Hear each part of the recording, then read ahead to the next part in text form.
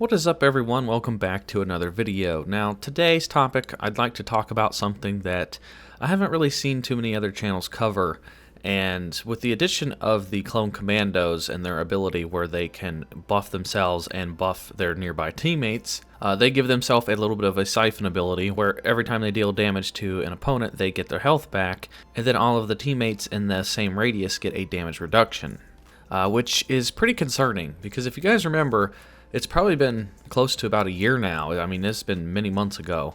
There was a problem in the game where all of the heroes on the light side would continually stack each other with health buffs. The officer would buff, Yoda would buff, Finn would buff, the Wookiee would buff.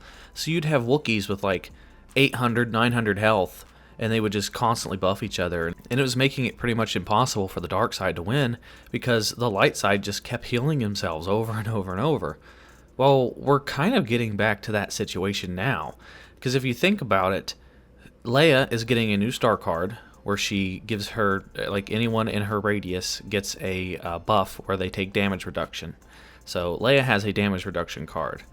Yoda has his presence ability, where everyone in radius of his presence ability gets extra health. So Yoda heals. Finn has his abilities where everyone in his radius, they get a couple extra 100 points of health.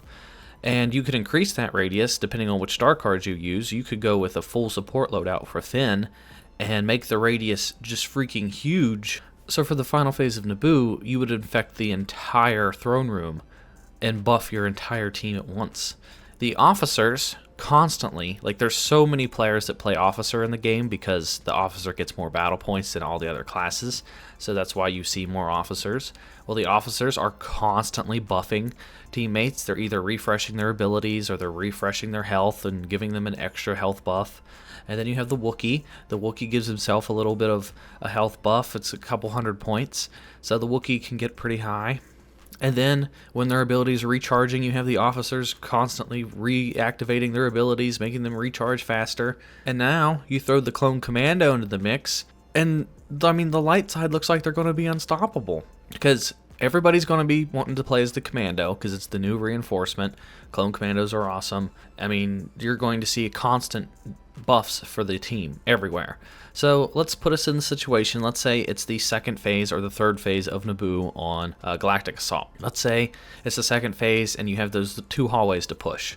Well, you have, let's say, 2 or 3 commandos. They're constantly giving their teammates damage reduction. Then you have somebody playing as Yoda. Yoda is constantly buffing his teammates. And then someone else is playing as Leia, and she's also giving damage reduction. Like, how are you supposed to stop that? Like, if you're the villains. Because if you look at the villain side, there is not a single villain that has an ability or star card or anything that gives their teammates a health buff in any way, shape, or form. Now, Phasma's getting a new card where anyone in her radius gets to fire more of their blaster before it overheats.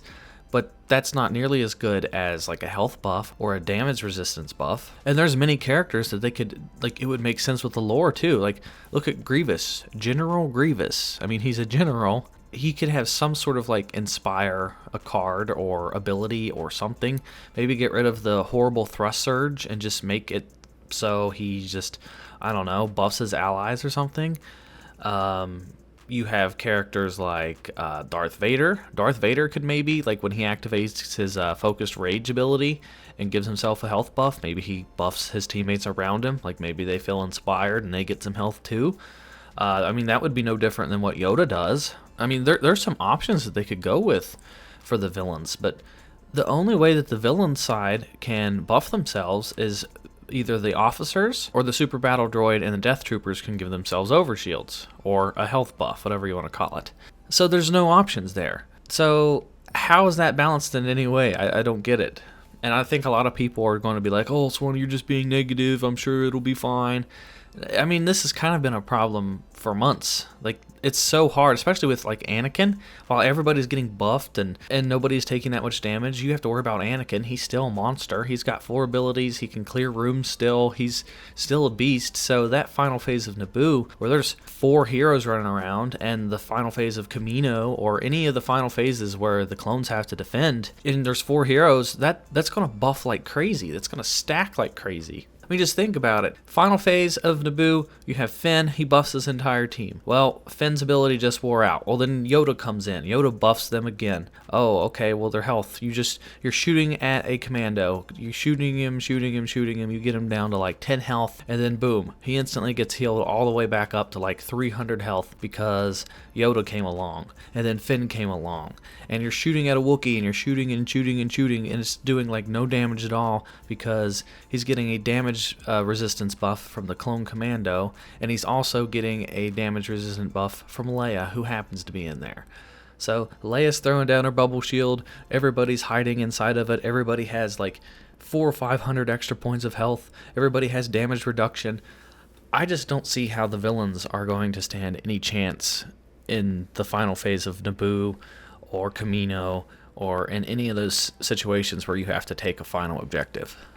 So I think this is one of those situations where they're probably going to have to let it play through, maybe go like a month or so and see how it plays out, see how these buffs stack with one another, see how often these buffs are proccing, because already the time to kill in this game is like ridiculous. Like heavies already take so many shots to kill, especially if you're a lightsaber hero. Sometimes it takes 2 to 3 hits to kill somebody if they've been buffed by like Yoda or Finn or someone. So if you're a saber hero and there's all these damage resistances and health buffs and everything, you're going to have to hit regular troopers like 2 or 3 times. And if you're focusing on one person for 2 or 3 hits, everyone else is constantly still shooting at you, and it's going to be a wreck.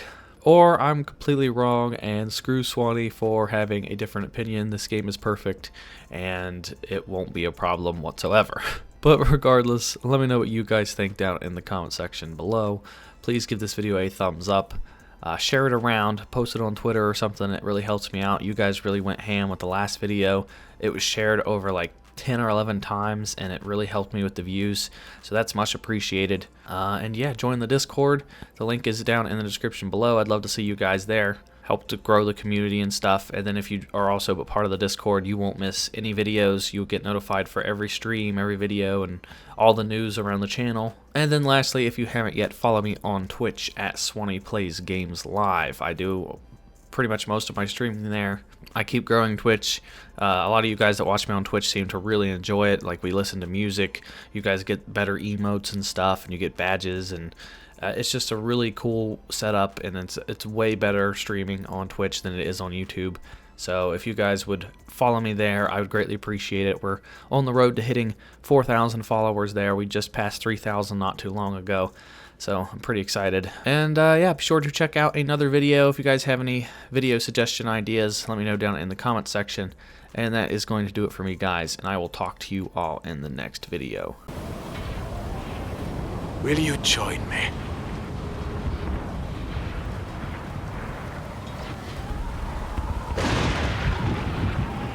Accept your fate. I grew impatient.